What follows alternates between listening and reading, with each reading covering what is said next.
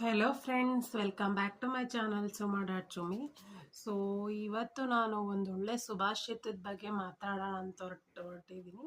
So good morning to all. ಬನ್ನಿ ಸುಭಾಷಿತದ ಬಗ್ಗೆ ಮಾತಾಡೋಣ, ತಿಳ್ಕೊಳ್ಳೋಣ. ಒಳ್ಳೆ ತಾತ್ಪರ್ಯದಿಂದ ದಿನನ ಸ್ಟಾರ್ಟ್ ಮಾಡೋಣ, ಓಕೆನಾ?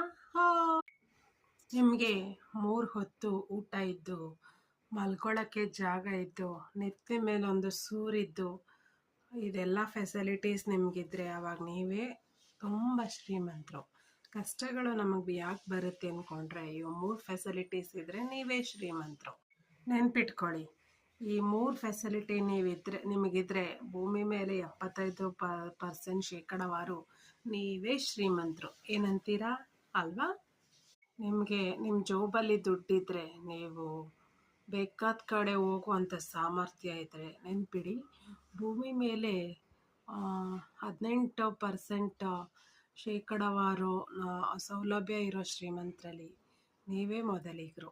ನಿಮ್ಮ ದೇಹದಲ್ಲಿ ಕಾಯಿಲೆಗಿಂತ ಆರೋಗ್ಯವಂತ ದೇಹ ಇದ್ದರೆ, ನೆನ್ಪಿಡಿ, ತುಂಬ ಶ್ರೀಮಂತರಲ್ಲಿ ನೀವೇ ಅತಿ ಶ್ರೀಮಂತರು. ಎಷ್ಟೋ ಜನರಿಗೆ ಕಾಯಿಲೆ ಇದ್ದು ಎದ್ದೊಳಕ್ಕೂ ಆಗಲ್ಲ, ಮಾತನಾಡೋಕ್ಕೂ ಆಗಲ್ಲ, ಕೂತ್ಕೊಳ್ಳೋಕ್ಕೂ ಆಗಲ್ಲ, ವ್ಯವಹರಿಸೋಕ್ಕೂ ಆಗಲ್ಲ.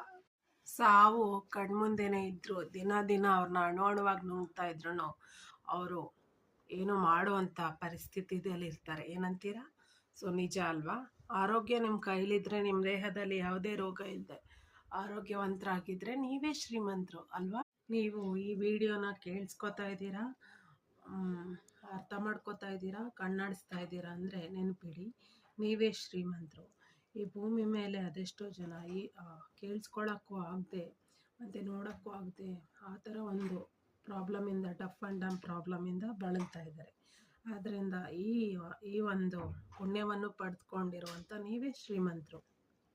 ಸೊ ನೀವು ನನ್ನ ಹತ್ರ ಅದಿಲ್ಲ ಇದಿಲ್ಲ ಅಂತ ಕೊರಗೋಕ್ಕಿಂತ, ಸೊ ನಾವು ತುಂಬ ಶ್ರೀಮಂತರು. ದೇವರು ನನಗೆ ಎಲ್ಲವನ್ನು ಕೊಟ್ಟಿದ್ದಾನೆ. ಸೊ ಮಾನಸಿಕ ದೃಢತೆಯನ್ನು ನಾನು ಬೆಳೆಸ್ಕೊಳ್ಬೇಕು.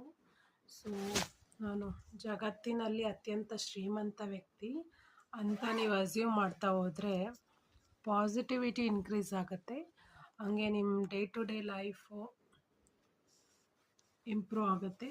ಸೊ ಇದನ್ನು ಹೇಳ್ತಾ, ಸೊ ನಾನು ಹೋಗ್ತಾ ಇದ್ದೀನಿ. ಸೊ ನನಗೆ ಪರ್ಮಿಷನ್ ಕೊಡಿ. Thank you. ಸೊ ಇನ್ನೊಂದು ಒಳ್ಳೆ ವಾಕ್ಯದೊಂದಿಗೆ ನಾನು ಬರ್ತೀನಿ. ಸೊ ವೆಯ್ಟ್ ಮಾಡ್ತಾ ಇರಿ. ನಿಮ್ಮ ಸುಮಾ ಸೈನಿಂಗ್ ಆಫ್. ಬಾಯ್.